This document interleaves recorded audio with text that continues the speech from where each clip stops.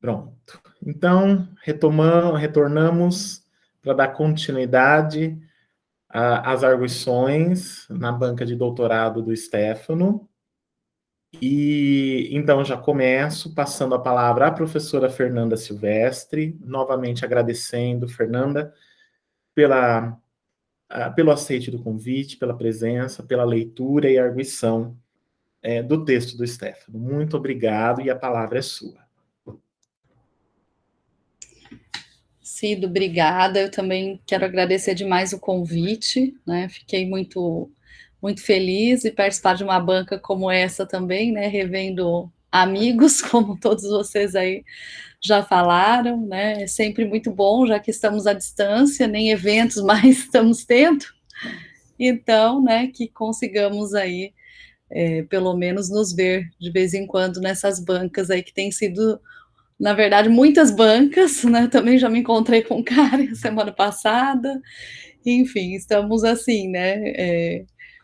O tempo todo aí parece que todas as bancas se juntaram de uma vez, né? Nessa história de pandemia também foi bem complicada, né? Para nós aí academicamente, né? Para aqueles que acham que a gente não trabalha, eu nunca trabalhei tanto na minha vida quanto esse semestre. Eu vou te falar, esse semestre foi particularmente assim absurdo, né? Mas é bom, e banca é sempre uma oportunidade de nós aprendermos, né, escutarmos muita coisa, e esses trabalhos são muito importantes para a gente também, né, conhecer outras coisas, né, e trabalhar também um pouco fora da nossa caixinha, né, porque embora nós trabalhemos no mesmo grupo e tudo mais, cada um tem as suas especificidades, né, então é sempre muito bom a gente ampliar as nossas leituras. Eu acho que é até saudável a gente sair um pouco, né, daquele universo viciado da gente de trabalho. Então, agradeço, né? Eu conheci o Stefano, a Luciana lembrou há 2 anos, né, Cido, da banca da Juliana, que eu também estava, foi a primeira vez que eu conheci a Luciana, e depois, porque ainda não estávamos em pandemia, nós fomos até tomar uma cervejinha e o Stefano estava junto, né, ali no quintal do Carmo. Hoje não podemos mais, né, já estamos mais restritos, enfim, mas me lembro dessa data também, né, e Juliana presente aqui, realmente foi um belíssimo trabalho, né. Bom, mas vamos ao Stefano, né, Stefano, que você hoje é a bola da vez, né, é para você hoje que nós vamos voltar os olhares, né. Fiquei muito feliz com o seu trabalho e também, né, antecipo que a gente vai mais conversar. Eu acho que eu tenho 2 ou 3 curiosidades, vamos chamar assim, né, questões para te colocar, mas é um trabalho que já está, assim, muito bem escrito, é um trabalho claro, né, um trabalho objetivo. Eu acho ótimo isso, porque a gente fica lendo o trabalho que às vezes não sabe para onde vai, né, não tem direção, e o seu trabalho não, é um trabalho muito bem estruturado, a gente vê que você pensou mesmo em cada passo, na hora de você colocar essas questões até na sua forma de sumário, né, e tudo mais, você teve um cuidado com essas questões que às vezes ficam muito bagunçadas, né. Claro, tem alguns probleminhas de uma coisinha ou outra, de ortografia, alguma coisa que passa, né, que não é nada que prejudique o seu trabalho, porque é bem mínimo mesmo, o seu trabalho é muito bem escrito, muito bem apresentado, né, é uma leitura gostosa de fazer, porque a gente flui na leitura, não fica parando, né, naquela leitura truncada para corrigir conceitos, para levantar problemas, né, não, isso tudo está muito bem trabalhado no seu texto, né, então a gente não tem essas questões para se preocupar, né. Eu acho que na introdução, que deve ter sido a sua última coisa, que eu acho que tem mais coisinhas, assim, desse tipo para dar uma ajeitada, mas tudo muito tranquilo, né.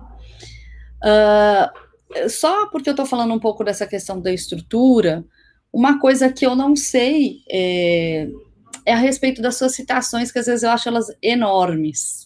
E até eu entendo, né, que tem hora que você precisa de descrever um todo. Você fala assim, como é que eu vou picar aqui, né? Como é que eu vou fazer isso aqui se eu preciso de um todo? Então, eu fiquei muito aflita com isso, porque eu não sabia se eu te falava, eu fiquei meio angustiada com isso, se eu te falava, se eu não te falava, né? Eu voltei várias vezes e pensei e repensei, mas tem algumas que realmente são 3 folhas de citação. E daí, às vezes, eu fiquei achando, por exemplo, na página 90, 91, 92, 120, 121, 122, né? Então, assim, eu não sei se essa é a função da citação. A gente pode abrir uma exceção, porque a gente realmente tem que. Sabe essa angústia? Eu tô te colocando uma angústia mesmo. Eu não tenho solução para isso, não, viu, Stefano? Não sei nem se eu tô certa ou se eu tô errada, ou enfim, é uma coisa para a gente pensar juntos, né? Porque eu mesma, outro dia, escrevendo um artigo, eu me peguei nessa situação, não tão grande quanto a sua, não chegou nem a uma página, mas eu ficava assim, meu Deus, está imenso isso aqui, eu acho que eu preciso cortar. Eu não sei se é uma coisa que já vem mesmo da gente, né? Porque a ideia da citação é trazer algo e dialogar, mas eu até entendo que quando você traz de um romance ou de alguma coisa assim, que você precisa de uma cena inteira, né, de algo muito grande, e aí eu não sei, eu fico pensando se talvez fosse mais interessante, talvez você às vezes resumir algumas partes, incorporar isso ao texto e vir com uma citação um pouco menor em alguns momentos, para não ficar muito cansativo, porque às vezes parece que a gente está lendo romance mesmo. São 3 páginas, você entrou lá, né? Então isso não é muito comum. E eu fico pensando se talvez não fosse melhor você fazer a citação mesmo só do ponto mais, sei lá, fulcral que você está querendo pegar, né? E contextualizar o seu leitor, né? Com texto mesmo seu, com paráfrase sua e tudo mais, tá? Porque o seu texto, eu não sei se foi, não lembro se foi a Renata, eu acho que foi a Renata que falou isso, não tá aquela coisa assim, resenha, né, que a gente costuma ver e, nossa, e hoje nem é só resenha, é blog, é tudo misturado, assim, é um monte de gênero que às vezes a pessoa faz mais propaganda de um Tolkien na vida, tô falando do Tolkien porque eu tô falando do seu trabalho, mas poderia ser qualquer outra coisa, do que realmente discute, né, faz discussões pertinentes sobre o trabalho. E no seu caso, eu não vejo isso, né? Eu acho que você tem muita voz autoral mesmo, a Renata destacou essa questão, né? Então, essa voz autoral que você coloca não compromete de, às vezes, você talvez diminuir um pouco essas citações e colocar um pouco mais de resenha, vamos dizer assim, né? Porque seu texto está bem autoral. Então, eu acho que você não correria esse risco, mas isso é uma coisa para você discutir com o Cido e você refletir também. Depois você pode me dar a sua opinião sobre isso, porque eu fiquei sem saber, eu fiquei meio entre a cruz e a espada, sabe? Porque eu pensava assim, não, pode, mas, nossa, mas está exagerado. E acho que talvez isso traga uma dinamicidade maior para o seu texto, sabe? Fique mais dinâmica a leitura do que você ficar lendo né, uma coisa tão grande, e eu acho que às vezes até faz instigar mais aquele que não conhece Tolkien a ir buscar no texto, porque você não deu tudo para o seu leitor de bandeja, né? Ele não precisou ficar lendo páginas do romance, mas ele ficou instigado a ir ler Tolkien, que eu acho que também é um objetivo importante de quem escreve, né? Se você revelar tudo para ele, mostrar 3, 4 páginas lá do livro, até mesmo sem ele entender, se ele não tiver lido, eu acho que perde um pouco. Então, talvez esse sugerir mais do que você revelar e dar muitas e muitas páginas, talvez fique mais interessante, tanto para você, menos cansativo para o leitor e mais instigante para o próprio leitor, tá? Mas é só uma opinião. Eu gostei muito, né, porque você tem hipóteses de pesquisa, ufa, né? Normalmente não temos muitas hipóteses de pesquisa, né? O Cid sabe disso, que nós trabalhamos conjuntamente, né, num trabalho que foi problematicíssimo, e é difícil porque as pessoas acham que simplesmente é ficar no campo do tema, né, vamos discutir ou é resenhar e ficar no campo do tema. E isso tem sido um grande problema. Então, é muito bom, é uma ótima, né, coisa quando a gente pega um texto como o seu e que a gente vê que você tem uma proposta, que você pensou em cima de Tolkien, né, e que dentro daquela obra você descobriu coisas que precisam ser trabalhadas. Isso é a função, né, do mestrado, do doutorado, principalmente do doutorado, Aí você cumpre essa função, porque você se posiciona dentro do texto do Tolkien, né, e você se pergunta, né, qual a importância dos hobbits para a Terra-média e para o Legendário, né, então essa é uma questão sua, né, você coloca que os hobbits surgem para conectar as histórias de Tolkien e depois se tornam heróis, protagonistas e narradores dessa história, e aí você vai mostrar como isso acontece realmente no texto do Tolkien, né, então além de tudo, você tem essas hipóteses, né, você as desenvolve realmente com pertinência, né, e você vai colocando isso para o seu leitor passo a passo, e ele vai percebendo essas coisas, né, então eu acho que já te parabenizo por tudo isso, né, eu acho que já é uma grande coisa, né, e seu texto tem uma contribuição significativa para os estudos do Tolkien, né, então acho que essa é a função maior que você cumpriu, né, e aí eu entro com algumas questõezinhas que são poucas, eu não vou falar demais, né, mas eu vou te perguntar algumas coisinhas que são curiosidades minhas. Lá na página 114, quer ver? Deixa eu pegar aqui para você. Preciso minimizar aqui para pegar o seu texto.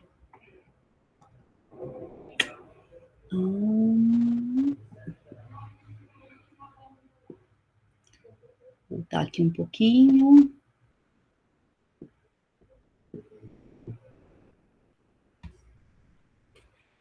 Quando você fala, eu nem precisaria ir até esse trecho, tá? Mas na página 114, né, você vai falar assim.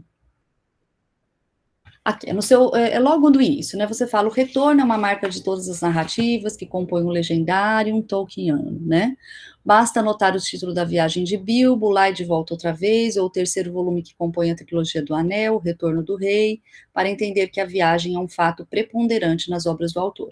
Para salientar a importância da viagem nas narrativas que compõem as histórias da Terra-média, vale destacar alguns pontos.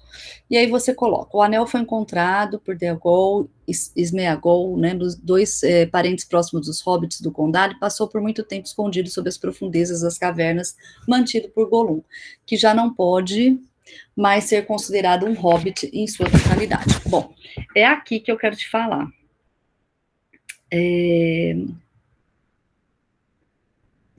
Só um minutinho aqui, que eu queria fechar o seu texto. Fechar não, minimizar. E eu fico com medo, porque medo de clicar na janela errada e baixar e fechar tudo. Eu achei tão interessante que você falou isso, né? O Gollum não pode ser mais considerado um hobbit em sua totalidade, que eu acho que você deveria ter explorado mais. E aí, eu te pergunto assim, por que você me chamou tanta atenção? Aí eu falei, não, vou continuar a leitura, mas só que eu fui indo e aquilo não foi saindo da minha cabeça. Sabe aquela música que fica batendo, quando você pega uma música dessas bem brega e aquilo fica na sua cabeça? E eu ficava assim, não, eu tenho que voltar nisso. Aí eu voltei depois de uma parte do texto e eu falei, nossa, isso é interessante, né? E ele não explorou. E aí eu queria te perguntar, por que você não explorou, né? E se tem alguma razão para isso, enfim. E se não seria interessante que você explorasse, e o que você pensa, né? O que você tem a dizer sobre isso que você colocou. Então, essa é uma das perguntas que eu te falo, né? Que eu acho que seria interessante, né?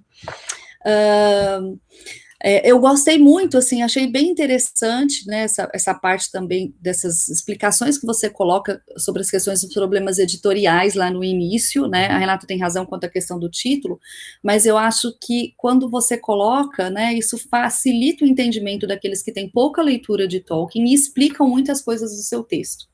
Então, eu achei interessante você ter colocado isso, né, o como os hobbits interligam, né, a obra de Tolkien e o que você quer mostrar mais adiante, você faz isso, porque isso poderia ficar perdido. Em princípio, eu achei que fosse ficar perdido. Eu tive a primeira leitura, eu falei assim, isso aqui vai ficar...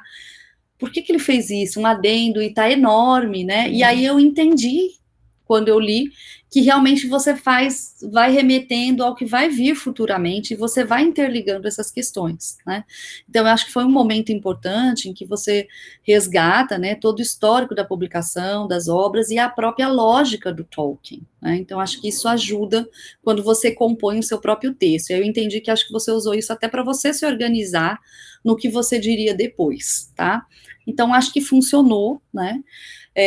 Você desenvolve de forma interessante também essa questão do modernismo, né, e de Tolkien ir na contramão desse modernismo, né, se opondo a essa estética, né, e valorizando essas questões mais da história em si, né. Renata já fez umas ressalvas para você, e Luciana também, né, acho que devem ser revistas sim, mas acho que a forma como você coloca, eu acho que tudo é um pouco inovador no seu trabalho, isso que eu gostei muito, porque de certa forma você pega, né, coisas que você consegue concatenar, que às vezes parece que vão ficar separadas, mas que depois você consegue interligar, né. Uma outra coisa, na página, tá por volta da página 142, né, eu gostei dessa discussão que você faz dos hobbits, quando você aborda que eles tinham um conhecimento teórico sobre as lendas, mas que eles não acreditavam nas lendas, né, e que aos poucos eles vão, né, se deparando com a magia, e essa magia vai se revelando, então, a eles, né, e eles deixam de crer apenas na materialidade, né, então vão aos poucos, né, incorporando isso. E aí eu acho interessante, porque o que ele fala dos hobbits, na verdade, entra num ponto importante da própria teoria que o Tolkien desenvolve, né, inclusive quando ele vai falar lá dos contos de fadas, né, quando ele vai tratar das questões do Belo Reino e tudo mais, né, no Sobre Histórias de Fadas. Então, eu acho interessante, eu acho esse ponto importante, porque é a crítica, né, aos que julgam a fantasia como escapismo, né, o que o Tolkien faz é isso, vai criticar. E ele mesmo faz isso na sua própria obra, né, então, que ele teoriza, mas ele também faz na sua própria obra, e eu acho que aqui você podia ter trazido um pouco do Sobre Histórias de Fadas, da própria teoria do Tolkien, né, da forma como ele concebe essa questão da fantasia, né, que a fantasia não é um escapismo, né, para ele a fantasia é algo muito real, né, que não deve, inclusive, servir como fuga, porque você acaba com todo o encantamento da questão da fantasia, que acho que entra num ponto também meio como a questão da alegoria para ele, né, trabalhar de forma alegórica é você desmerecer a própria questão da fantasia em si, né, no conceito tolkiano, né, estou falando lá do sobre histórias de fadas e tudo mais. Então, eu não sei, aqui eu acho que talvez você, se você não, te pergunto se você não pensou nisso quando você colocou, né, em traçar esse paralelo, e te sugiro que talvez você possa traçar esse paralelo, mesmo que minimamente, né, porque seu trabalho já está pronto, mas que você possa trazer essa referência do Sobre Histórias de Fadas, né, para ligar essas ideias, mesmo que ele coloque em prática e a teoria dele, tá? Gente, deixa eu só fechar a porta, porque meu cachorro não para de latir.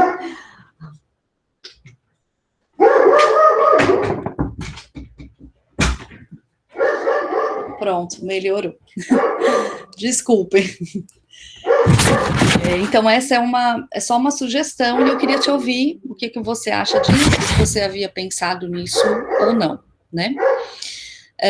E depois, mais adiante, lá na página 181, no finalzinho dela, né, antes de você entrar no item 3.3, que é aqui, deixa eu mostrar já.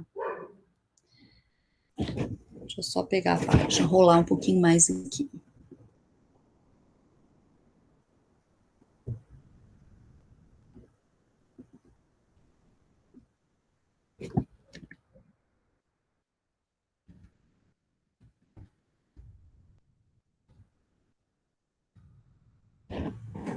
Eu acho que está mais ou menos no meio da página.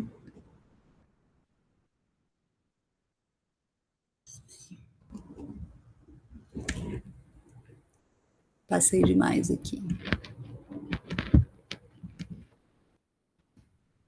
Desculpa, não é 181. Não, é 181, sim. Aqui, achei.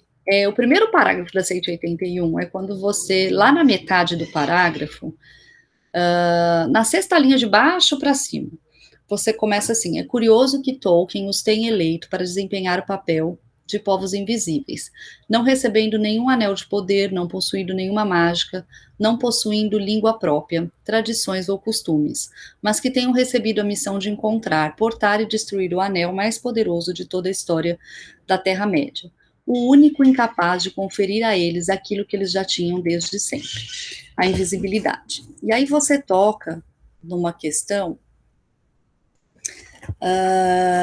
que é justamente que você já traz até um pouco anteriormente, né? Que é essa questão da invisibilidade, né? Tanto dos hobbits, né? E você também traça um paralelo. Deixa eu ver se eu acho aqui. Cadê? Enfim, você vai traçar um paralelo entre eles e o Gandalf, né? Dizendo que ambos são pouco materializados nesse mundo, né? Ou pouco conhecidos, não é materializados a palavra, mas que eles são pouco conhecidos mesmo. E você atribui, inclusive, essa questão ao êxito que se tem, né, com a história, quer dizer, é porque eles são desconhecidos que eles conseguem atravessar essa aventura, né, e conseguem sucesso com ela, porque se eles fossem muito conhecidos, talvez eles fossem reconhecidos no meio do percurso e tivessem muito mais problemas do que eles já teriam, né. Então, eu achei essa ideia interessante, né, e isso também faz parte, né, do que vai desembocar, volto lá também, de novo, no Tolkien, né, quando ele fala dos contos de fadas,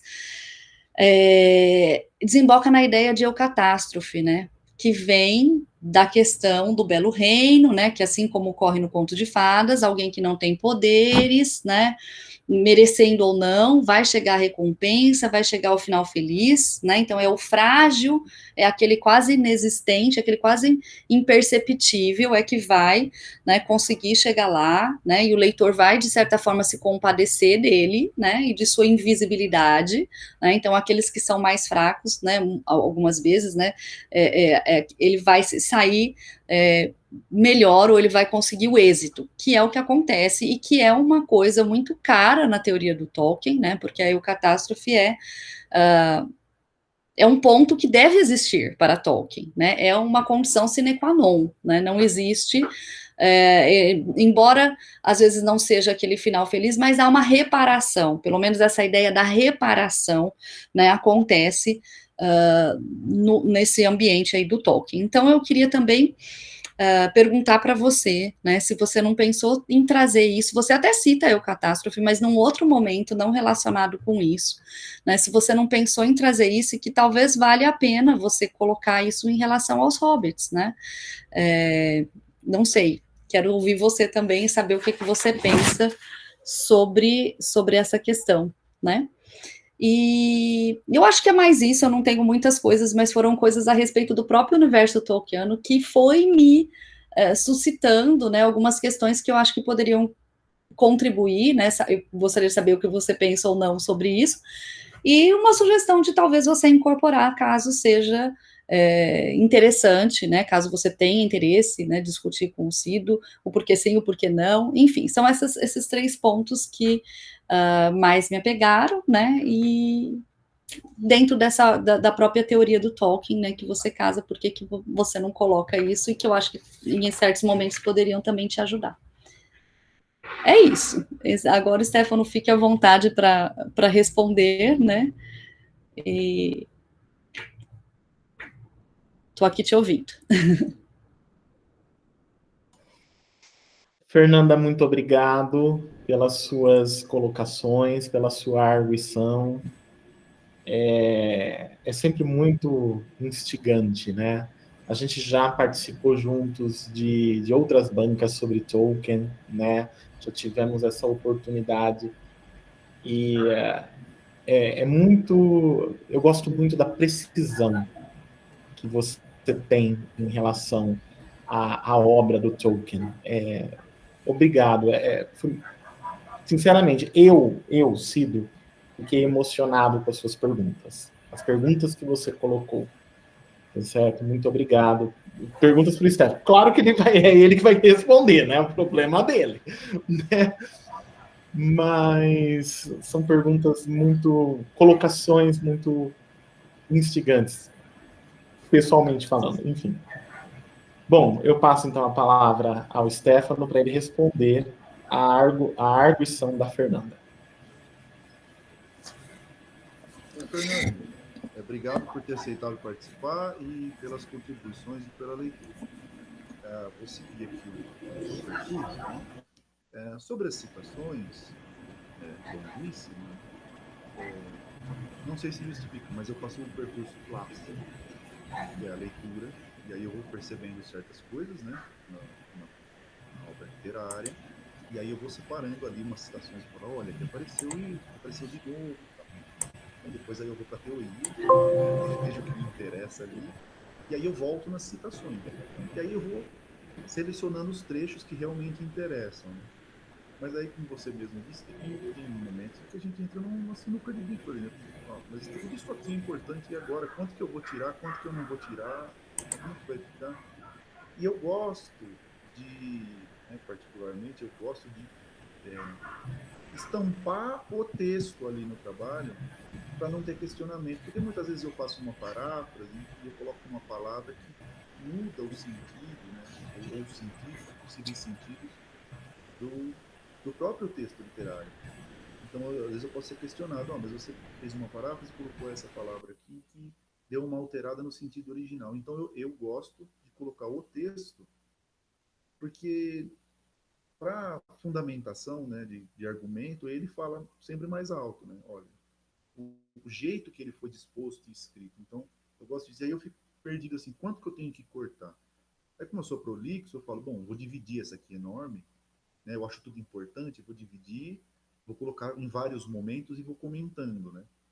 Só que aí, no fim, em vez de eu ficar com uma citação de 3 páginas, eu fico com o mesmo tanto, citação cortada, e aí me dá mais 10 páginas a mais de texto. Então, eu prefiro colocar ela inteira e falar assim, eu comento tudo isso aqui em 3 parágrafos, do que eu cortar e dar mais 7 páginas. Então, não sei, mas eu vou rever isso aí, ver se tem coisas que eu posso cortar ali que não são fulcrais, né, como você disse, para argumentação, e vou diminuir.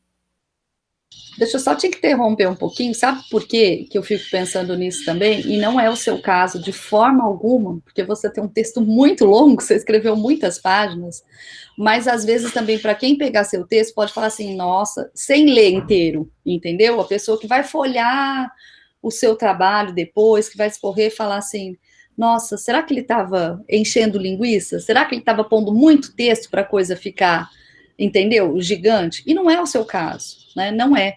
O seu trabalho está muito bom, muito. A gente citou muito isso, a sua voz autoral, que é uma coisa dificílima de ter, é a maior parte do texto. Então, seu trabalho não merece uma leitura como essa de uma pessoa que vai folhear, entendeu? Então, eu acredito que, ou não, né? Porque hoje vai ser pela internet, né? Ou vai correr o seu texto, vamos dizer assim, se ele não tiver impresso, né? Por isso também que eu te falo, né? Mais por uma questão assim de dinâmica e para ninguém julgar seu trabalho de maneira inadequada, porque de forma alguma seu trabalho merece um julgamento como esse. Muito, muito, muito pelo contrário, né? Você nem precisaria disso tudo, porque sua voz autoral já está tão lá, já tem tanta coisa, seu trabalho já está tão bom, né? Que de forma alguma eu acho que ele deve ser desmerecido, de maneira nenhuma, tá? Sobre a questão do Gollum, né, na página 114. Você me perguntou, né, tem o trecho lá que o Gollum não é mais um hobbit em sua totalidade, uma afirmação minha. Aí o porquê eu não explorei mais isso? Eu trabalhei o que eu chamo de 6 principais hobbits, né?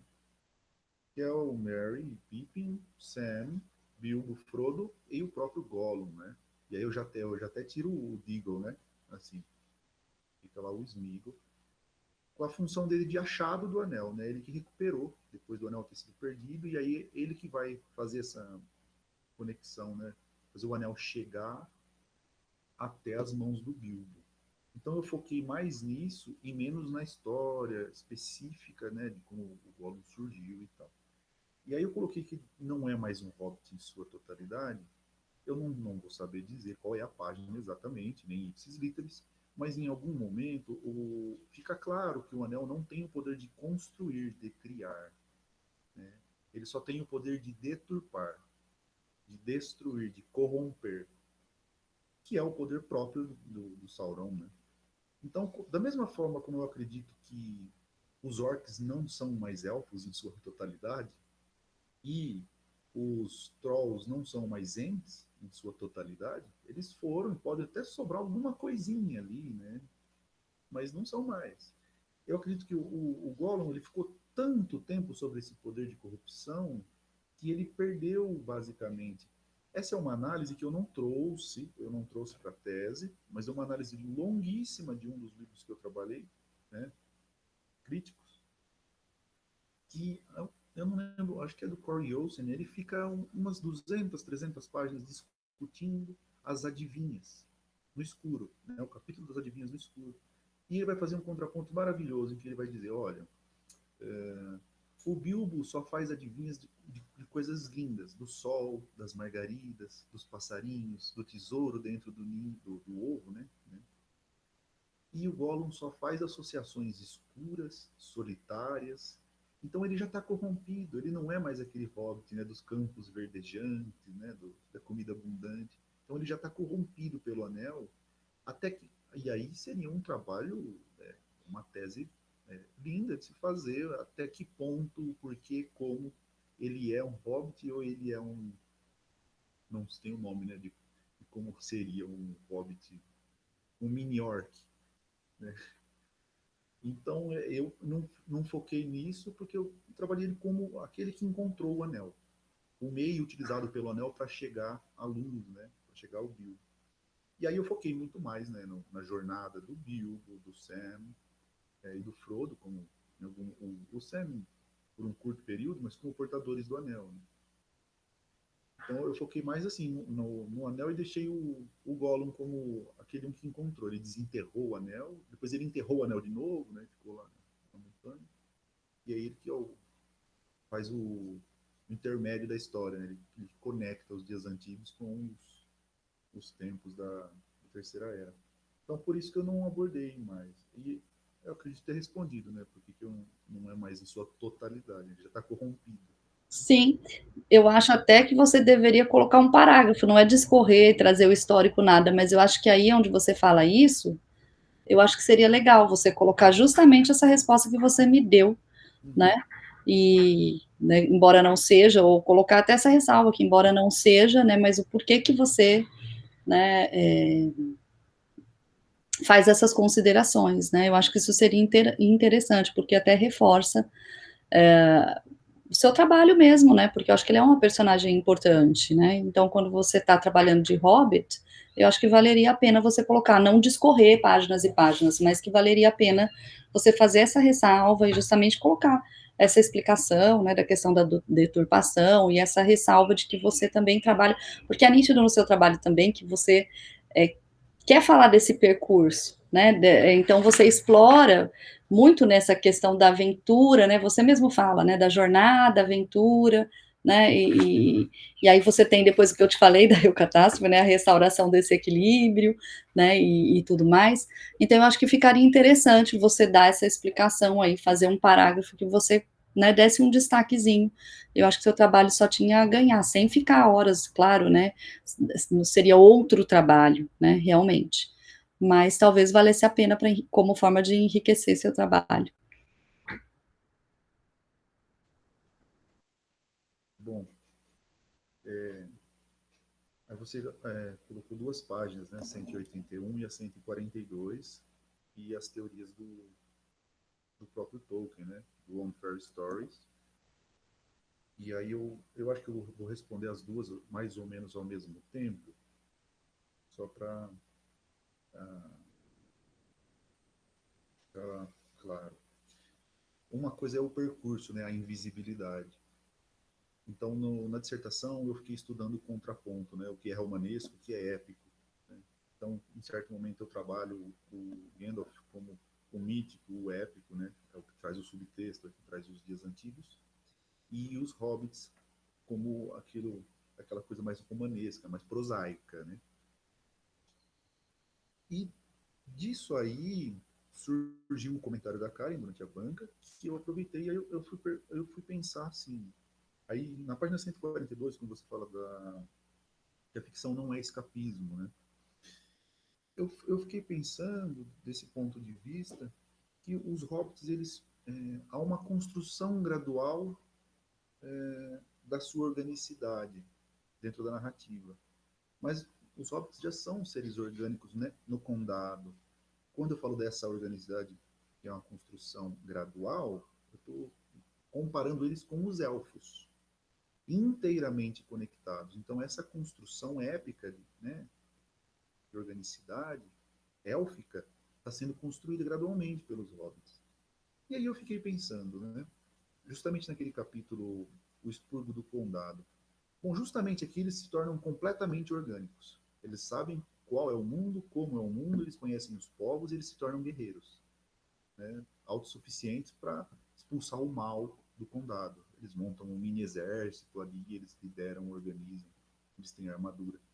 E eu fiquei pensando, por que isso? Né? Por quê? Todo, como está na tese, né? Todo o universo está tá desencantando, né? Os seres mágicos estão partindo e eles estão voltando a ficar guerreiros, né? Não faz sentido. E aí depois você perguntou se é por causa do Belo Reino, né? Da catástrofe. Eu atribuo isso muito mais ao acidente da ordem de publicação mesmo. Eu acho que o Tolkien, a princípio, não falou, olha, vou seguir a minha própria teoria aqui. Não, ele tinha um problema. O Hobbit foi publicado. O outro problema é, das três obras que ele publicou, o que ele amava de paixão era o Silmarillion e vinha tentando publicar. Aí, qual é a solução? Bom, vou colocar os Hobbits aqui no meio do Senhor dos Anéis, não vai ter jeito de não publicar isso. Vai ser obrigatório. Qualquer um que queira entender vai ter que procurar. Então, acho que é a forma de fazer o leitor, fazer uma pressão lá na editora, né? Falar, oh, nós queremos saber o restante, né? Então, por isso que eu chamo de compensações de Tolkien. Né? E ele mesmo diz, né, em algumas citações que eu coloco, que eles invadem a Terra-média, né? Os hobbits invadem a Terra-média, eles mergulham ali e a hora que ele vai ver não tem mais muito o que fazer. Então eu acho que isso é uma compensação, essa invisibilidade deles, ele trabalha com uma compensação.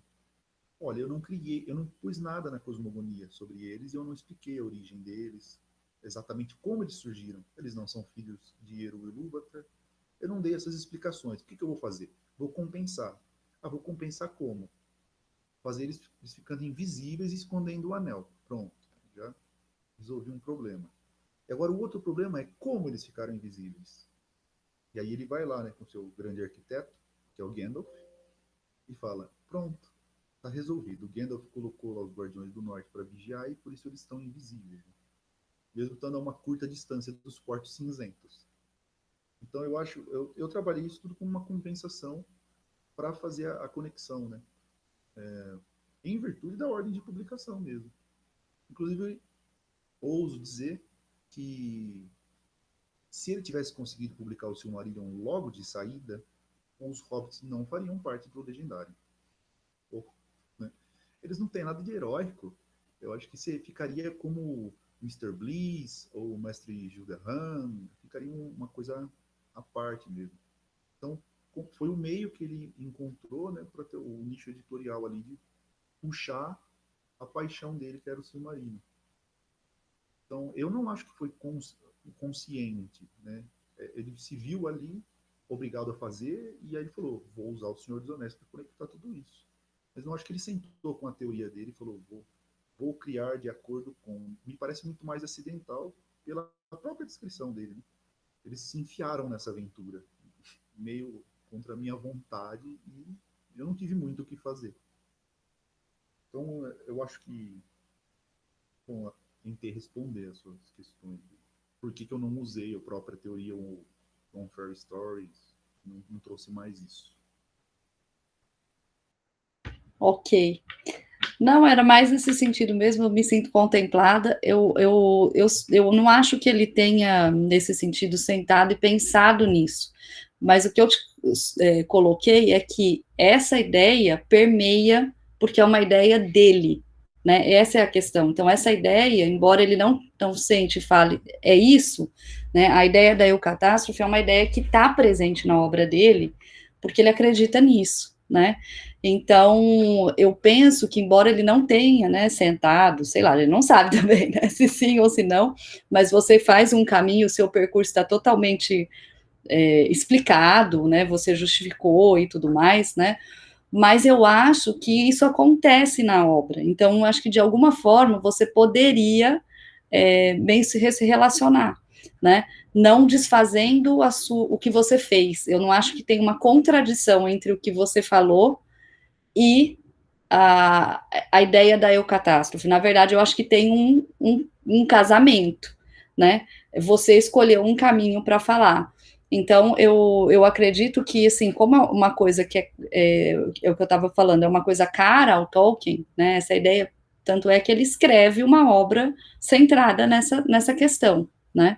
Eu acho que isso poderia vir um pouquinho para o seu texto, não para mudar o seu texto, mas para você acrescentar alguma coisa, né, para você colocar que essa é uma ideia realmente clara dele, porque ninguém faz uma teoria do nada, né, então se ele pensou essas questões, né, é porque na cabeça dele as histórias tinham que ser assim, e por que a dele não seria, né, ele estaria sendo totalmente incoerente entre aquilo que ele faz, não que ele tenha que ser, porque enquanto ficcionista ele pode ser o que ele quiser, né, a gente não está dizendo isso, né, porque a ficção, ela extrapola toda e qualquer teoria, né, mas eu acho que é algo sugestivo dele ali dentro da obra, né, então eu acho que existe o que ele teoriza, está presente de certa forma na obra, e que talvez fosse interessante você mencionar, não como uma coisa principal e importante do seu trabalho, mas como algo que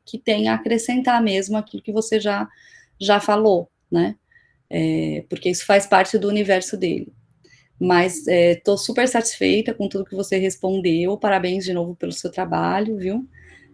Acho que vai dar muitas contribuições, foi só para instigar mesmo, para a gente discutir, debater, né? E você fica à vontade aí com o Cido para depois, né, aproveitar ou não as sugestões. Obrigada de novo, viu, Stefano? Obrigada, Cido. Somos nós que agradecemos, Fernanda. Muito obrigado. Você está satisfeita com as respostas do Stefano? Então, está bem. Então, somos nós que agradecemos, viu? Pela instigação. Essa banca está sendo deliciosa, né? Todos estão trazendo questões e coisas instigantes, perspectivas, né? Que só enfatizam, né? A riqueza do trabalho, né? E isso me deixa extremamente feliz.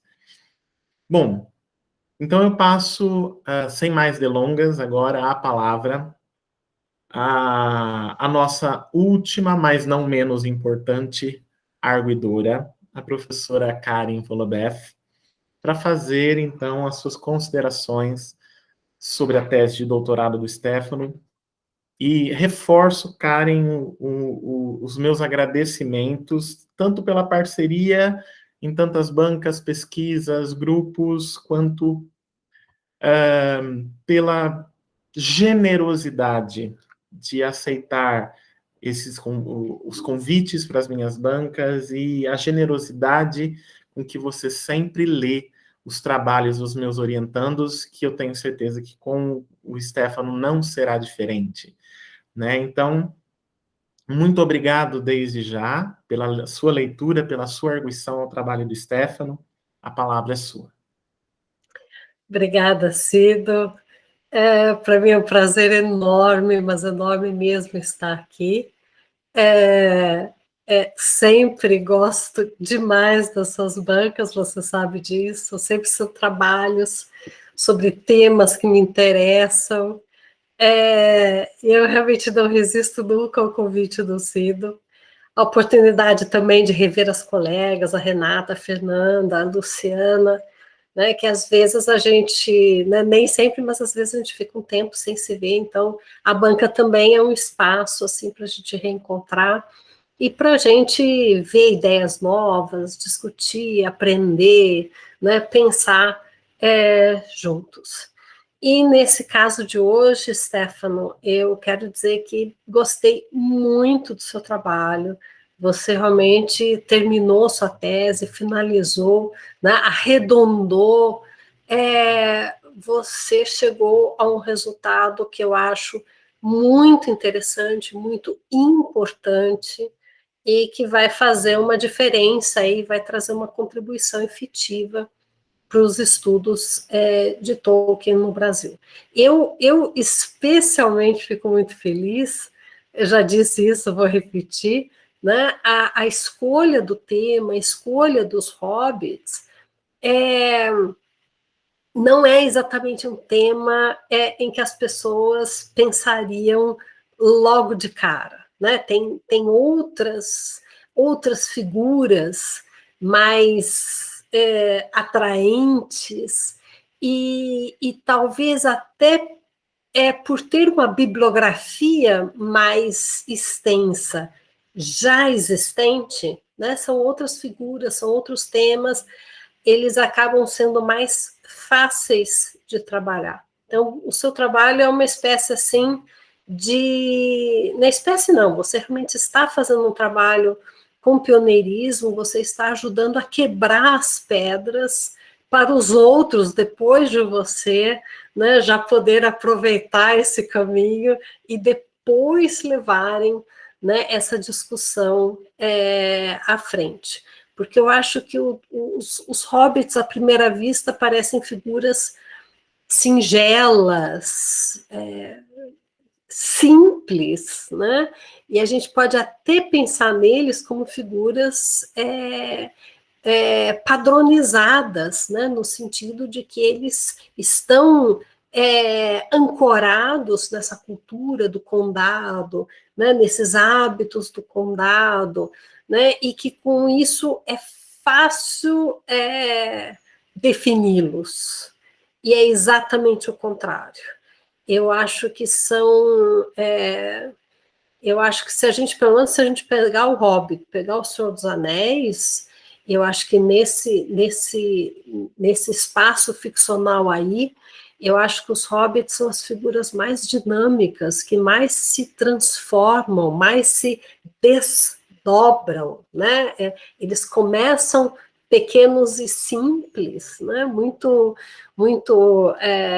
fixos, e eles se tornam móveis, se tornam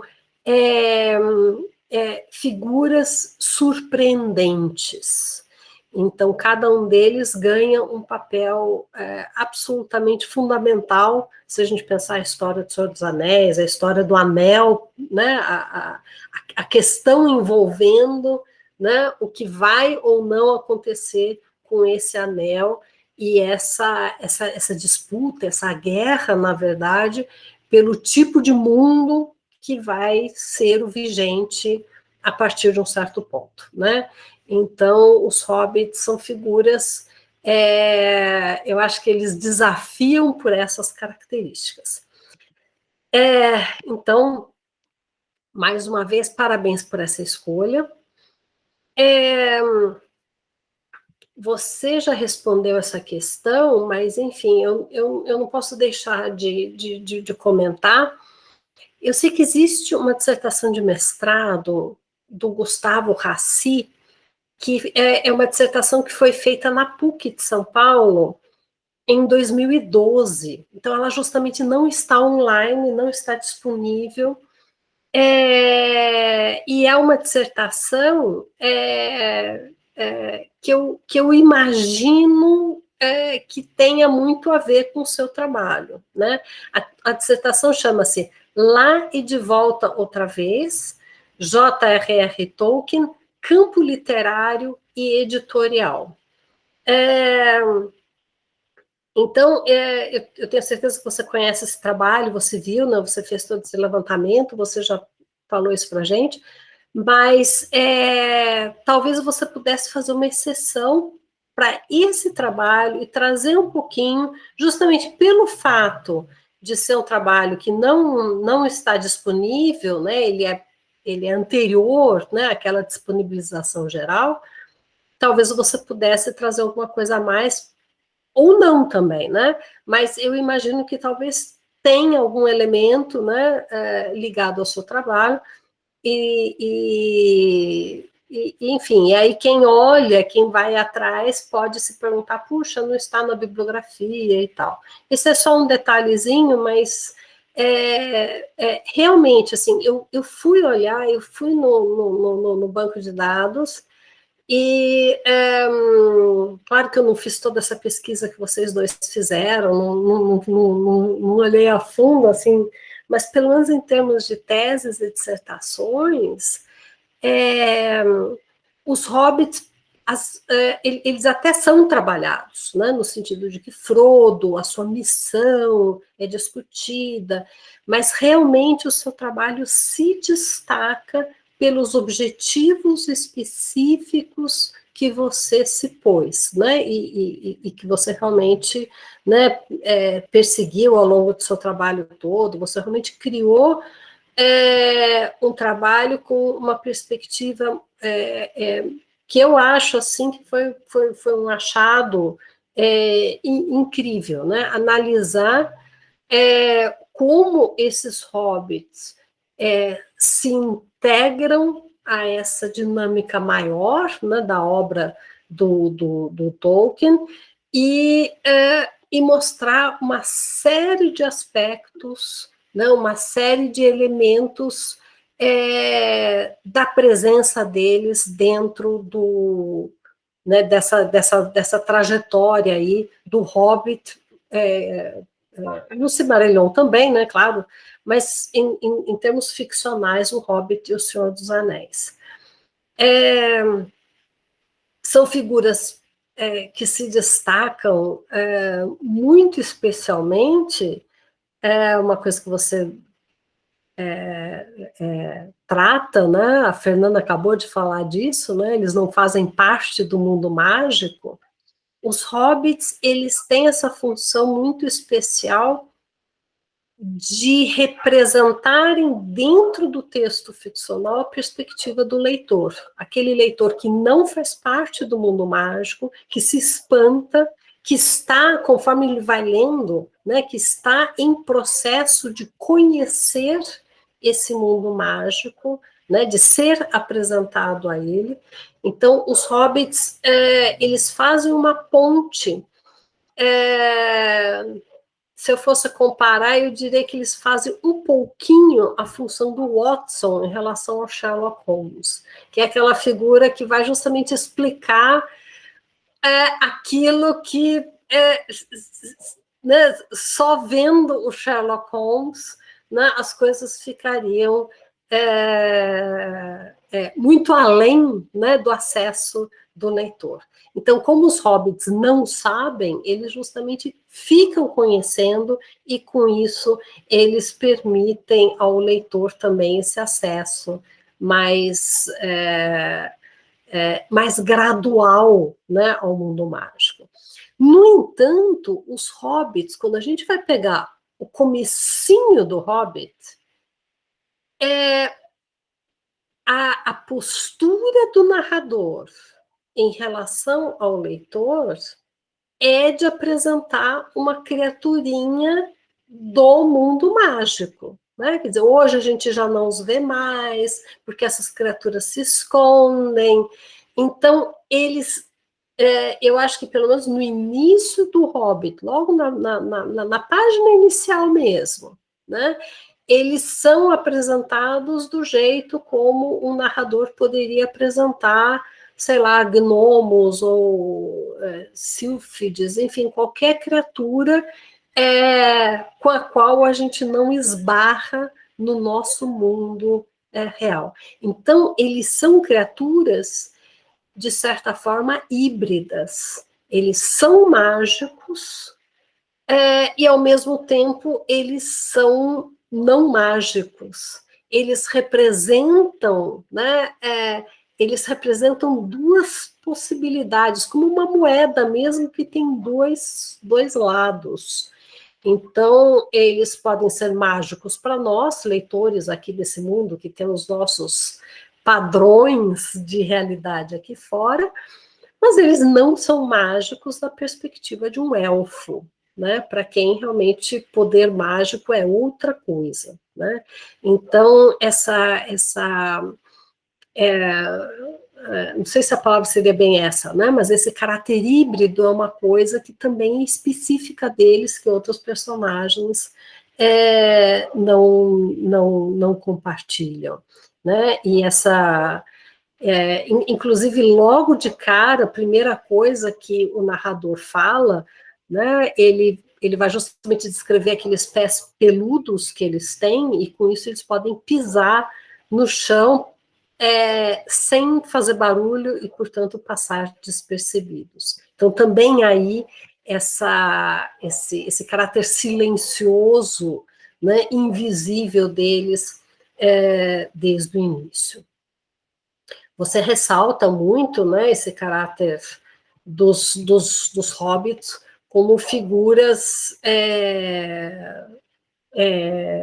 diferentes, né, e o interessante é que Tolkien vai aproveitar uma série de criaturas, né, o dragão, trolls, anões, que a gente conhece de mitos, conhece de contos de fadas, mas ele vai trazer também os personagens que ele cria, que ele inventa, né? Então, o protagonista do Hobbit, o protagonista, pelo menos um deles, né, central, se a gente pensar em termos de carregar o anel, né, o protagonista é justamente uma figura não conhecida, né, nesse espectro do folclore, né, dos mitos da antiguidade, né, desse material transmitido, né, ao contrário, é uma figura criada por Tolkien, que vai ser a figura central. E ela vai ser apresentada, né, esses hobbits, eles vão carregar elementos, às vezes cômicos, às vezes até satíricos, né? Querendo ou não querendo, eles remetem ao inglês típico, com o seu guarda-chuva ou com o seu lenço, né, permanentemente com lenço no bolso, sua preocupação com o chá da tarde, né, isso são aspectos satíricos que estão impressos ao Hobbit, e ao mesmo tempo a gente tem o Tolkien trabalhando com esse Hobbit com um tom extremamente carinhoso, né? A menor figura, a mais insignificante, é a que cresce, é a que acaba mostrando um poder imbatível, né? E aí eu não estou falando só do Frodo, né, que chega lá com o anel a duras penas, né, mas todos os hobbits, inclusive o Sam, eles viram heróis, né, cada um à sua maneira, né. Então, esse tratamento eu acho muito, né, você mostra isso muito bem no seu trabalho. Aliás, uma coisa que eu queria realmente elogiar, gostaria muito de destacar aqui, é que você faz essa análise dos hobbits, mas você não perde a oportunidade de também destacar a poética de Tolkien, né? A dimensão estética da obra de Tolkien. Então, estilo literário, engrenagem literária desse mundo, né? Adorei aquela... eu não anotei a página aqui, mas tem um momento em que você fala do tempo, né, no Senhor dos Anéis. O tempo, ele não corre, né? Nós temos no Senhor dos Anéis uma boa dose, uma boa dose de ingredientes do romance de ação, do romance de aventuras. e nem por isso o tempo é acelerado desvairadamente. Pelo contrário, há todo um freio, né, no início do romance, né, para que justamente a ação siga um certo tempo que não é aquele desenrolar de tirar o fôlego que seria o esperado se Tolkien fosse simplesmente mais um texto aí da literatura de aventuras, e da literatura de massas mais padronizada, né, sem tanto cuidado. Então, eu acho que o seu trabalho destaca isso, mostra isso de uma maneira muito boa, né, e você mostra ao longo do seu trabalho, né, o quanto a obra de Tolkien é uma obra com camadas, né? Então, não é uma obra superficial, não é uma obra em que algo seja aleatório, e muito menos algo seja simples, né? Esse ar coloquial que às vezes certas passagens têm, esse ar divertido até, que em alguns momentos a gente tem no texto. Agora há pouco, numa outra versão, veio a palavra infantil, né? Principalmente em relação ao Hobbit, mas mesmo no Hobbit, né? Eu acho que a sua tese mostra isso, independente dessa primeira impressão que pode ser causada, o seu trabalho mostra a densidade e a profundidade do trabalho de Tolkien. Então, você traz tudo isso à tona, e eu achei isso realmente muito interessante mesmo, muito importante de ser feito. Eu não tenho, assim,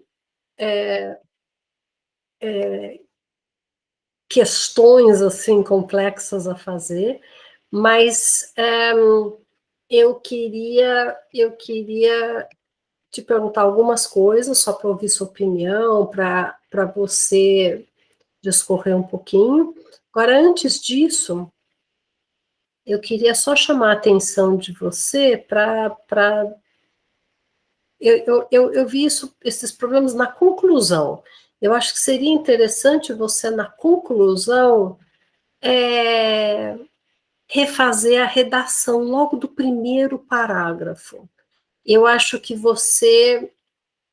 Quer ver como você se expressa? Você diz assim: através do levantamento de dados, das aproximações entre os textos teóricos, críticos e literários, pode-se dizer que o intento do presente estudo, proposto na introdução, parece ter sido atingido de forma satisfatória. Intento esse que não visava mais do que tentar mostrar o modo como os hobbits foram construídos e o modo como influenciaram todo o destino das narrativas do legendário. Eu sugeriria outra redação. Eu vou te colocar aqui no chat, eu coloquei uma sugestão para você depois pensar e avaliar, tá? Mas eu acho que você poderia ser mais assertivo aqui, porque é um momento importante, eu acho que a introdução é importante, a conclusão é importante. E outra coisa na conclusão também, você menciona como é que fala isso? Nigel, aquele texto Leaf by Nigel, ou Nigel, e você menciona isso, assim, no momento em que você está falando, assim, muito de passagem, e esse texto, esse conto, ele está na sua bibliografia, mas ele está dentro do livro em que está sobre histórias de fadas, né, que dá nome também ao livro, e tem esse conto lá.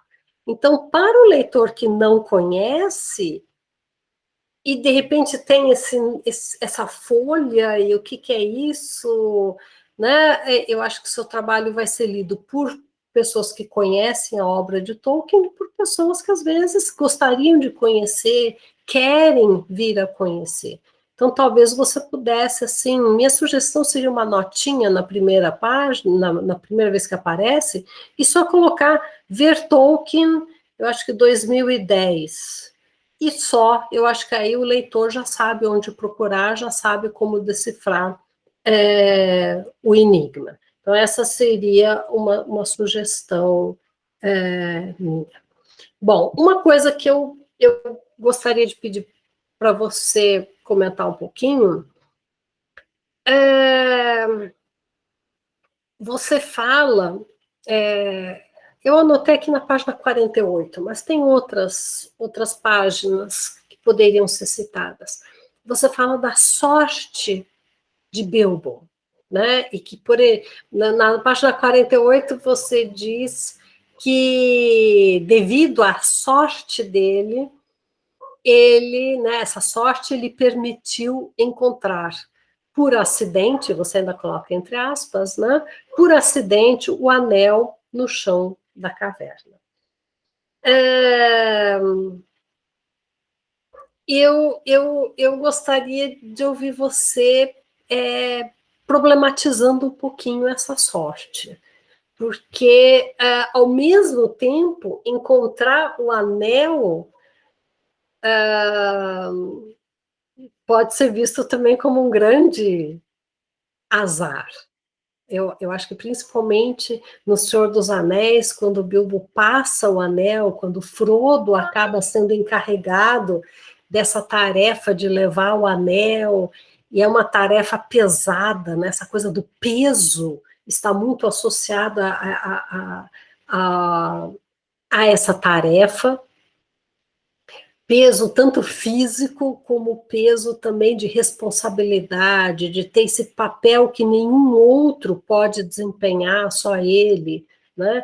Então, eu acho que sorte e azar são relativos dentro desse mundo e dessa questão levantada, né, em relação ao anel, a necessidade que os povos livres têm de destruir esse anel. E aí eu também fico me perguntando, né, se a gente pensar que o Bilbo, ele certamente teve sorte, porque ele escapou de ser um segundo Gollum, poderia ter se transformado no segundo Gollum.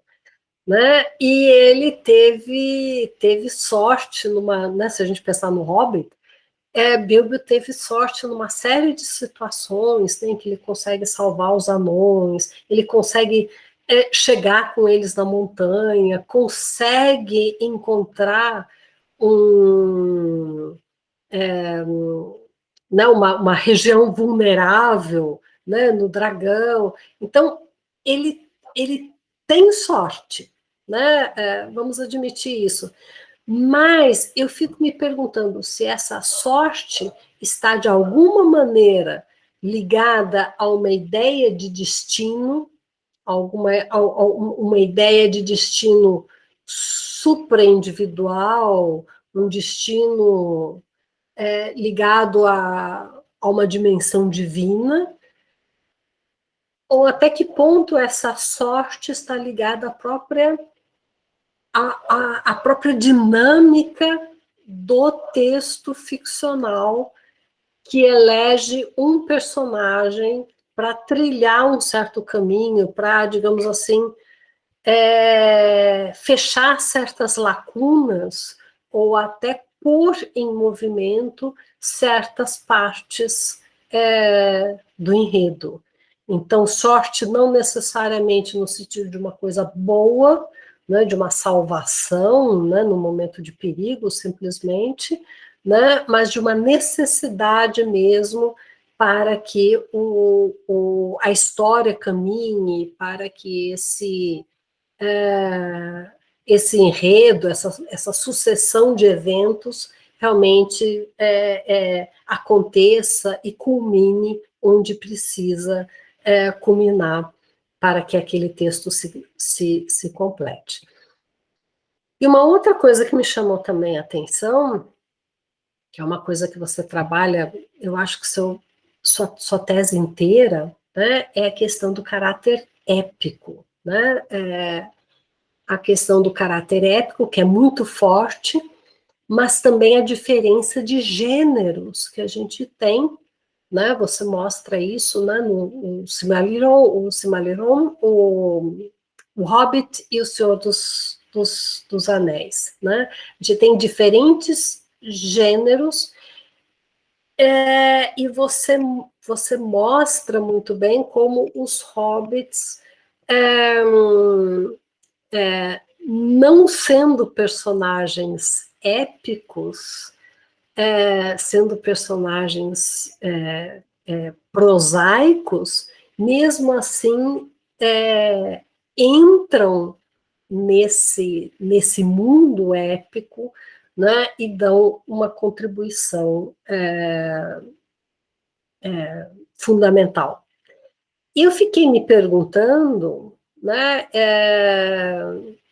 lá no início, eu não anotei a página, mas lá no início você coloca certas características do que você chama de romance moderno, e eu fico me perguntando até que ponto os hobbits não são figuras que, além desse papel de costurarem esses vários gêneros, se eles próprios não são também uma espécie talvez a palavra seja uma que já foi usada aqui hoje, da alegoria, né? Se eles não são uma alegoria do próprio romance moderno.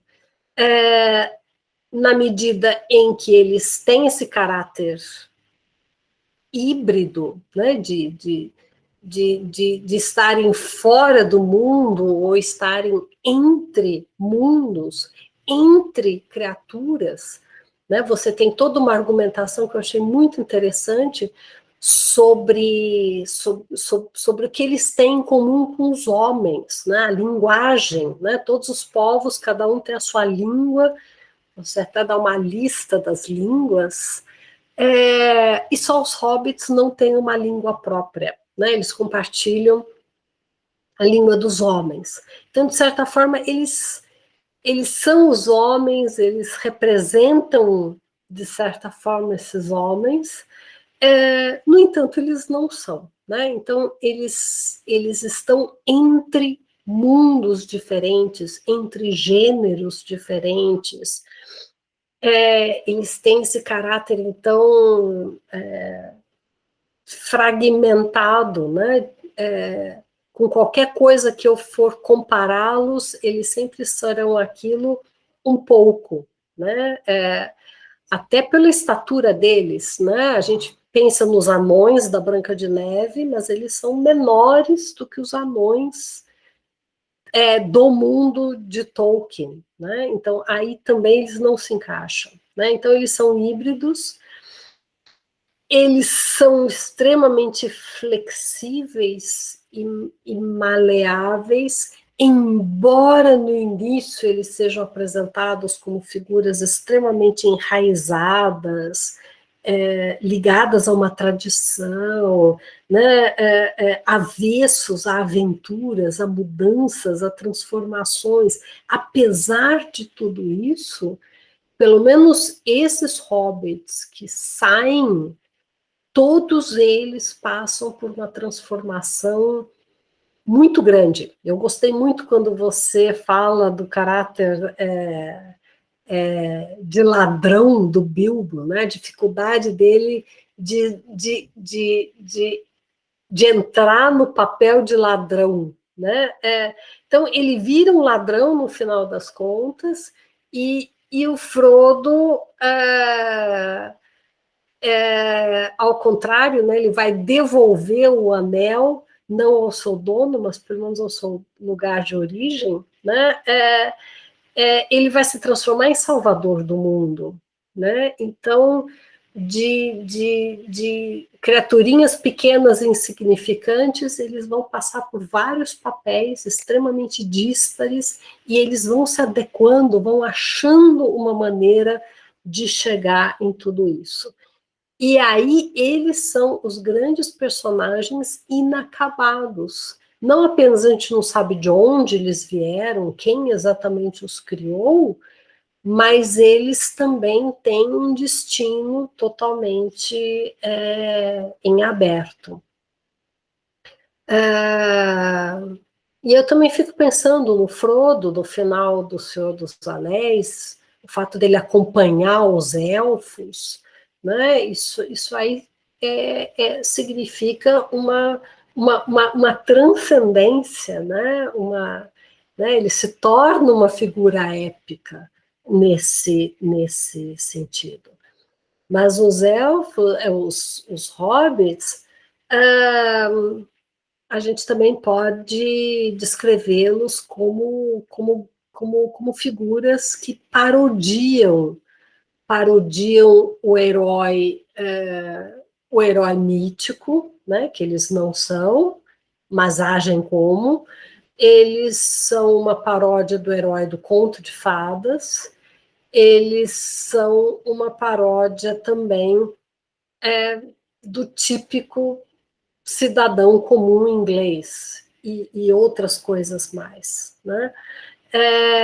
Então, talvez você pudesse comentar um pouquinho também, porque eu fico pensando assim, você contrapôs a obra do Tolkien, eu concordo, né? Você sabe disso, eu concordo plenamente com sua análise, né? Do Tolkien em relação à literatura modernista, né? Mas apesar de todas as distinções, né, agora há pouco foi mencionado, né, acho que foi a Renata, foi mencionado James Joyce, por exemplo, né? O Ulisses, ele também retoma uma figura mítica, também retoma uma figura mítica que é um grande viajante que tenta retornar para casa. E mesmo assim são duas obras extremamente diferentes, opostas. Então, talvez os Hobbits também sejam uma paródia desse tipo de figura e não só desse tipo de texto. Enfim, eu acho que eu já estou falando bastante. Não quero me alongar mais. Como você viu, eu não tenho questões de fato, porque eu entendo que o seu trabalho, como eu já disse no início, alcançou muitos objetivos, e é um trabalho com um grau de originalidade que a gente hoje em dia dificilmente encontra numa tese de doutorado, mesmo numa tese de doutorado. E eu estou muito feliz mesmo de ver esse trabalho concluído, né, saindo do forno hoje, né,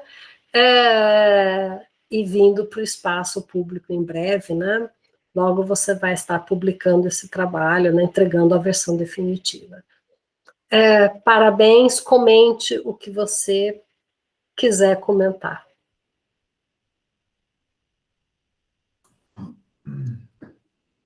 Karen, muito obrigado pelas suas colocações, pelas suas considerações. E eu aproveito para te agradecer particularmente e especialmente, porque esse trabalho que o Stefano conclui hoje advém, né, foi inspirado em uma fala sua, né, na defesa dele, né? Na defesa de mestrado. Então, muito obrigado. E eu passo, então, a palavra para o Stefano. Oi, Karen. Em primeiro lugar, agradeço por ter aceitado participar da banca, pelos elogios e pela leitura. Vou seguir aqui. Você falou dos hobbits, né, como seres híbridos. E eu não sei, eu tinha pensado, não sei se adequadamente, nos hobbits como planinautas, né? Eu ainda pensei assim, né, inadvertidamente, planinautas narrativos, né? Eles jogam com o leitor e jogam com o mundo mágico, jogam com o leitor, jogam com o mundo mágico. Né? E aí eu não sei até que ponto que eu consigo entender eles, eu teria que pensar melhor. Como na questão dos gêneros, né? Do épico e do prosaico, romanesco. Até que ponto eles ficam nos dois ao mesmo tempo? É porque no começo são prosaicos, depois eles vão se transformando gradualmente e depois eles deixam de ser, mas o condado ainda permanece, como bem mostra o feitor, né? O feitor continua prosaico até o fim. Né? O Frodo salvou o mundo, salvou todo mundo, e ele tá bravo com o Frodo, porque estragaram as batatas. Ele não tá nem aí com o restante da Terra-média. Então, eu acho que o condado permanece nesse meio de caminho. Mas os quatro que viajaram, né, e também o Bilbo, eles não sei se eles permanecem. Acho que eles ficam híbridos durante um tempo, nesse sentido dos gêneros, e depois eles se convertem totalmente. E depois voltam a ser romanescos. Né? Quando o Aragorn começa a cuidar de tudo, já não tem mais guerra, não tem nada, eles tardiamente se tornam épicos para descobrir que não precisavam mais. Né? Só para expulsar o Saruman, né? O Charcote, depois já resolveu. Então, e é interessante que o próprio Tolkien fala, né? Ele fala, minha cosmogonia é antropocêntrica, né? Mas o meu homem não é o Dúnadan, né? O Dúnedain, né? O meu homem é o Hobbit, que é a própria representação do inglês típico, né? Então, eu acho interessante ele pegar isso aí. O Mundo em Desencanto, né? Ele depois tem na tese, né, a narrativa da queda. Ele vai falar que não há narrativa se não houver queda. E qual é a queda dos hobbits? Eu me pergunto, né? Até agora, qual é a queda dos hobbits? Para que eles se tornem o centro, né? Para que eles se tornem, porque o condado se torne a biblioteca geral da Terra-média, enfim, né? O repositório de textos tradicionais e únicos, para que eles se tornem os narradores. Quais são as qualidades, né? Eu acho assim, engraçado, acho estranho, né? Curioso. Aí os outros detalhes são técnicos. Tá. A questão da sorte. A questão da sorte, eu tirei, né, e eu também cito ali, do Corey Olsen, né? Ele tem um capítulo inteirinho só falando da sorte do Bilbo. Mas ele tira isso de onde? Do próprio texto, né? O Tolkien, em algum momento, ele vai dizer que o Bilbo é um hobbit que nasceu com uma dose, eu não lembro a palavra literalmente, né, mas uma dose exagerada de sorte. Para mim, né, de acordo com a sua pergunta, se é uma questão do destino, da dimensão divina, eu acho que, na minha opinião, eu acho que não. É mais uma compensação do Tolkien. De pensar, olha, eu tenho um anel aqui e eu descobri que esse objeto vai ser o elo. Agora, como é que eu vou me virar para pegar esse serzinho aqui, que só come e fuma, e transformar ele em alguém que chegou lá e voltou com o anel, né? Então, Então, acho que na revisão, né, ele vai colocando a sorte, né? Onde não tem explicação, e qualquer Hobbit já teria morrido fazia tempo, né? Então ele pega e fala, não, vou colocar sorte aqui, mais um pouquinho de sorte, isso, aqui ele teve sorte de novo. Então eu acho que é mais como uma compensação, um instrumento de conexão do texto, né, dos textos do legendário, do que uma dimensão divina em si, né, uma ajuda dos Valar, ou qualquer coisa do gênero. Eu acho mais como um instrumento mesmo de compensar a falta de outras qualidades que garantiriam o sucesso da jornada. Então, ó, qual é a qualidade que ele tem? Não tem, ele nem ladrão é. Então, teve sorte. Agora, o achado do anel, se é sorte, eu acho que para o Bilbo não, mas para o restante é. Né? Questão da sorte. Ele encontrou por infelicidade, mas todos os outros ficaram...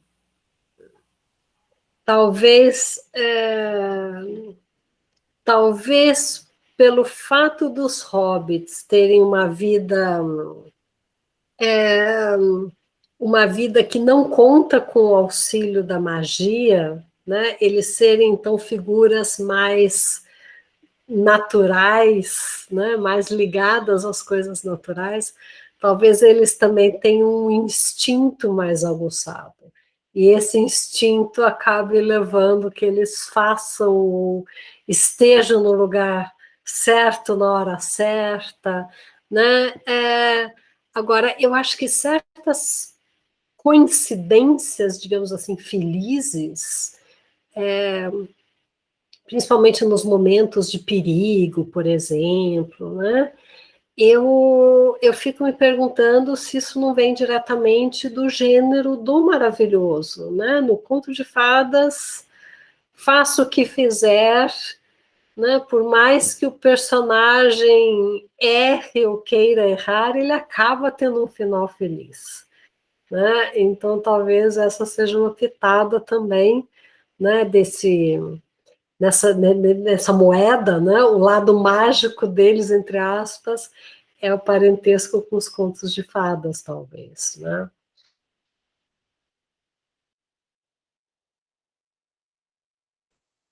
Aí depois você falou que eles são flexíveis, né?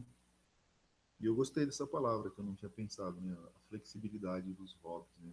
Como que eles transitam em todos os cantos, fazem amizade facilmente, todo mundo gosta deles, eles começam a anotar, já inventar canções, né? Como quando o Gandalf morre e o Sam tenta lá criar uma coisinha épica ali, né? Aí ele desiste, ele fala, não está à altura do Gandalf. Então eu acho a flexibilidade deles é notável. Que é ressaltada pela rigidez deles no início, né? Eles são apresentados como extremamente avessos, né? Criaturas que não querem mudar nada, né? E aí tem a questão da paródia, né, e da alegoria. Eles serem uma espécie de alegoria do próprio romance moderno. Né? Eu acho que... Eu não sei classificar, mas eu acho os Hobbits um negócio, uma coisa única, né? Dada toda a circunstância da publicação. Assim, eles não foram projetados para ser isso, eles se tornaram isso. Então, eles se tornam épicos por causa da editora, vamos dizer assim, das recusas da editora. Não, não me parece que o Tolkien projetou e falou, bom, vou criar eles prosaicos aqui e depois vou transformar eles em épicos. E dá quase que para ver, né, conforme vai fazendo a leitura, o sofrimento do Tolkien em transformar aquilo, né? Porque uma das cartas do editor, ele diz, eu não vou mudar meus hobbits. Eu me divirto imensamente com eles e eternamente do jeito que eles são.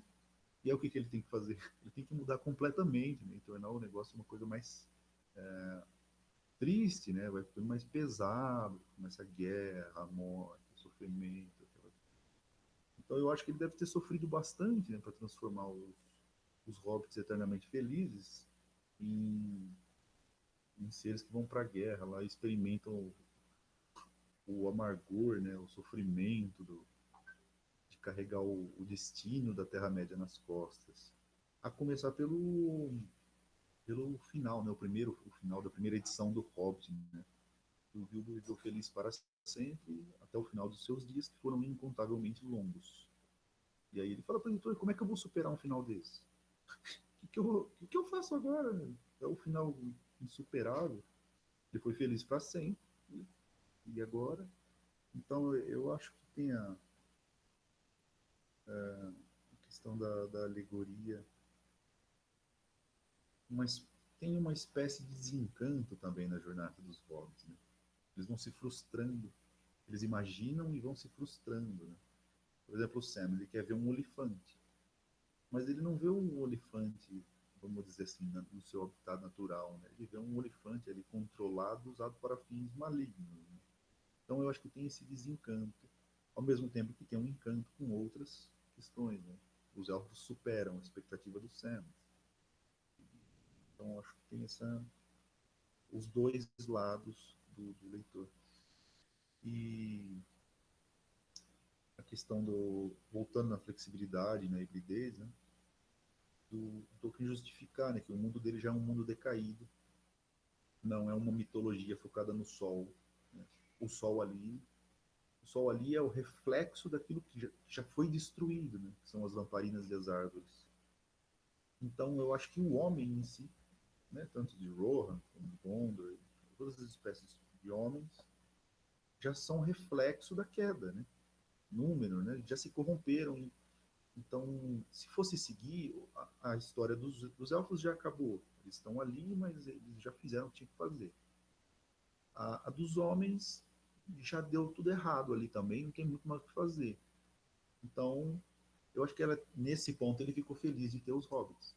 Então, olha, agora eu posso continuar, tem alguém aqui que ninguém conhece, não foi falado muita coisa, não se sabe nada, eu vou usar eles para continuar, né? Vai ser a jornada, a mitologia específica do condado, ali, uma micromitologia. Então eu acho que na questão da paródia dos heróis tem essa confluência de características, né? Do mítico, do épico, do conto de fadas, tudo junto. Vira uma coisa que eu não saberia resumidamente descrever. Como é o que é o herói um herói hobbit, como ele é. Mas não sei se eu respondi ou falei todos os pontos. Sim, claro, com certeza. Então, é isso. Acho que foi isso. De minha parte, estou satisfeita.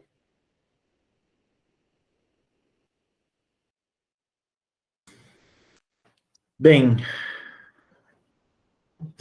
satisfeita, Karen?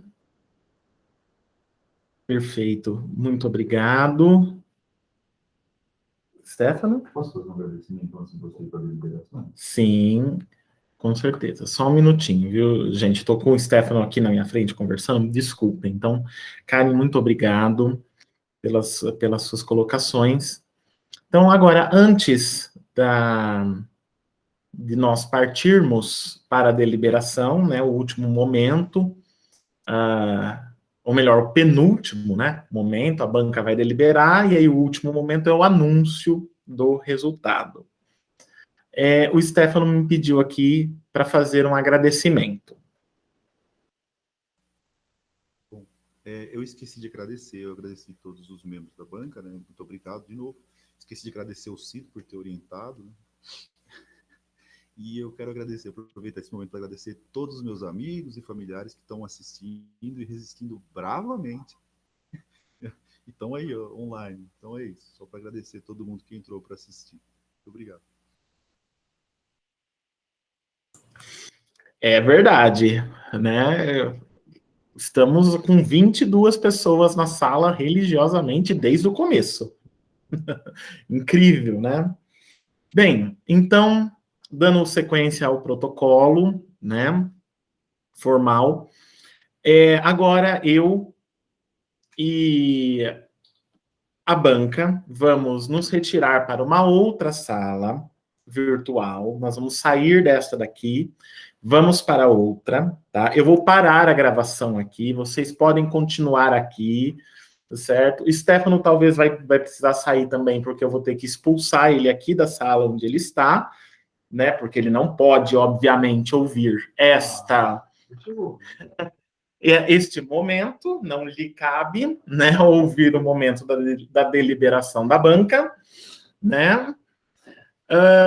Mas podem deixar os presentes, podem deixar mensagens para o Stefano, podem se manifestar. Se quiserem conversar entre si, abrir câmera nessa sala, fiquem à vontade.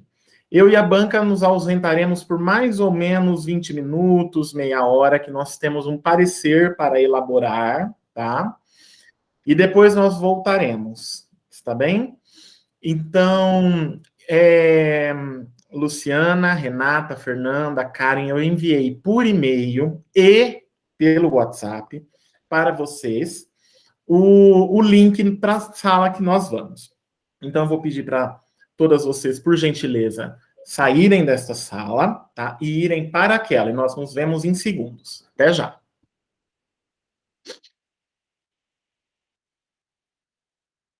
Bom, se você quiser falar, fala com o Mário, né?